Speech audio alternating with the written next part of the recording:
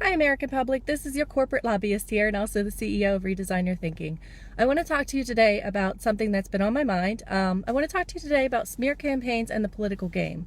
And I think you've noticed that lately the politics in our country has turned into a political reality TV show. And what we are getting is a smear campaign that turns us into votes, votes of like a reality TV show. So we have a situation where a politician is seen as a flaw. If there's a flaw in a politician, and suddenly there's a huge smear campaign and the messaging goes out and it accentuates the flaw and it talks about the flaw and it talks about how horrible it is, and there's almost like this holy righteousness crusade going on, and it's gotten out of control.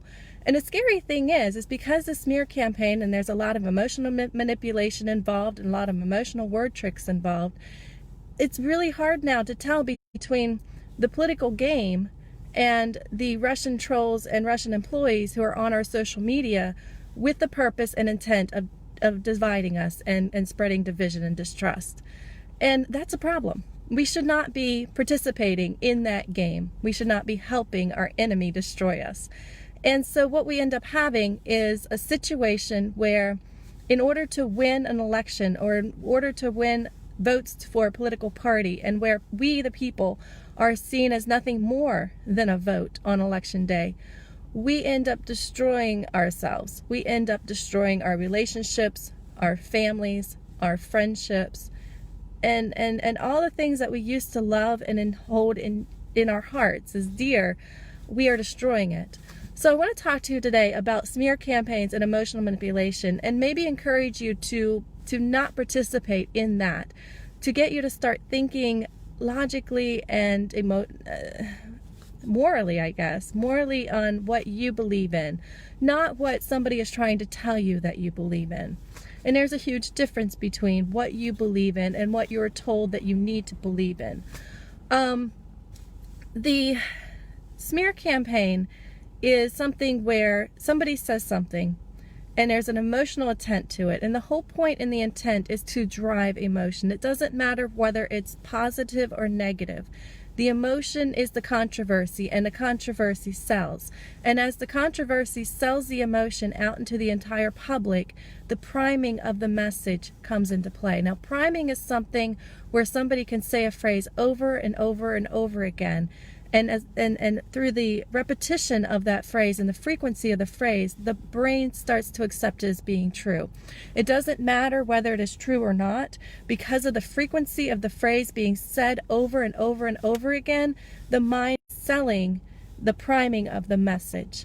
And the priming of the message is a divisionary message, saying, this political party is an enemy. Oh no, this political party is an enemy. No, this ideology is an enemy. No, this one is the enemy. And so we're constantly getting told that everybody in our society is the enemy.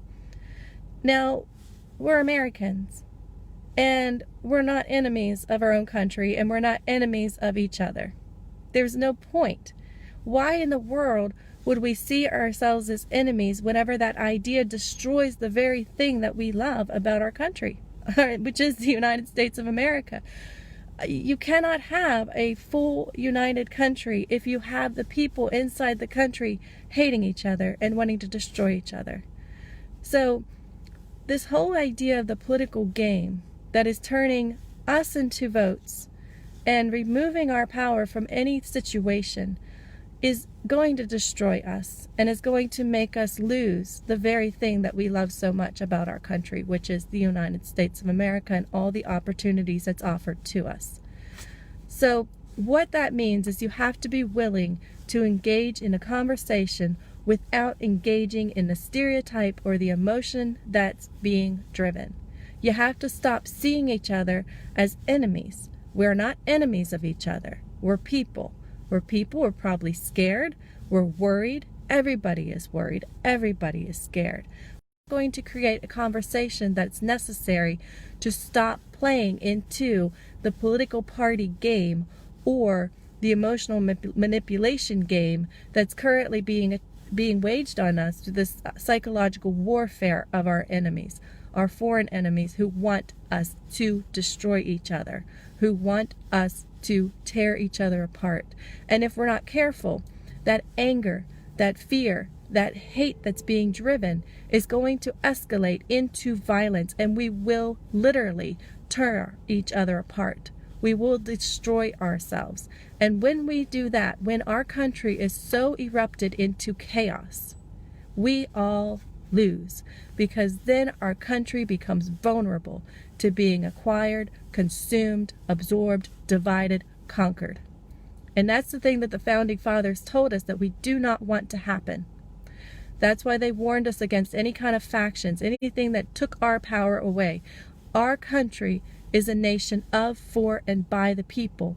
And everything that happens in this country should be for the benefit of the people for that reason.